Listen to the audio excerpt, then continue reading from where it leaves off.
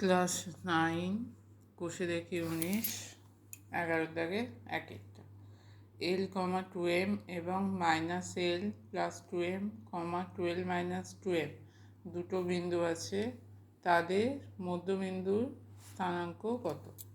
তাহলে একটা হচ্ছে এল কমা 2m,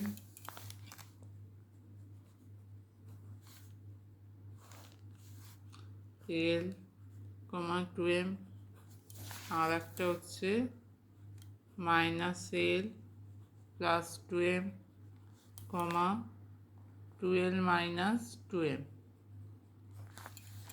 দুখানা বিন্দু, তাদের মধ্যবিন্দুর স্থানাঙ্ক হচ্ছে পি। তাহলে মধ্যবিন্দুর স্থানাঙ্ক পি এক্স ওয়াই সমান কী হবে? স্থানাঙ্ক পি এক্স ওয়াই সমান হচ্ছে এল, প্রথম দুটো যোগ করে 2 দিয়ে ভাগ, মানে ভুজ, এই দুটো ভুজ, L minus L plus 2m by 2 comma y 2m plus 2m plus 2l minus 2m by 2। তাহলে এল কেটে যাবে, 2m বাই 2, 2mটা কাটছে, 2l বাই 2, 2 কাটছে, তাহলে হচ্ছে m কমা l। তাহলে মধ্যবিন্দুর স্থানাঙ্ক বেরোচ্ছে m কমা l। এখানে অপশান হচ্ছে ডি। এ 1,5 বি মাইনাস 4,7 বিন্দুদ্বয়ে সংযোজক সরলরেখাংশকে পি বিন্দু অন্তস্থভাবে 2:3 অনুপাতে বিভক্ত করলে পি বিন্দুর ভুজ। আচ্ছা, এখানে দুটো বিন্দু আছে, এ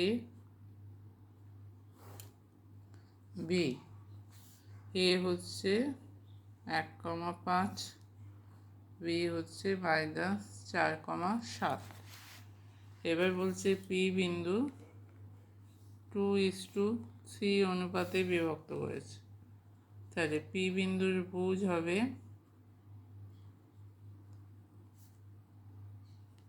সমান, ভুজ মানে কি? ভুজ মানে প্রথমটা, তাহলে m into x2 2 into minus 4 plus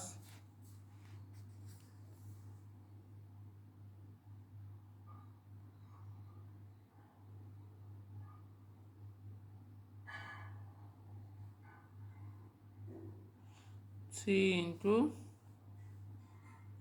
1, 3 into 1 by 2 plus 3 সমান হচ্ছে মাইনাস 8 প্লাস 3 বাই 5।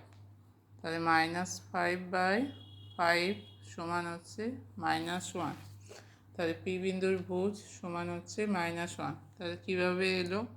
2 গুণিতক -4 প্লাস 3 গুণিতক 1 বাই m প্লাস n মানে 2 plus 3, 2 into -4 -8 plus 3 by 5, -5 by 5 সমান -1। তাহলে এখানে অপশান হচ্ছে এ।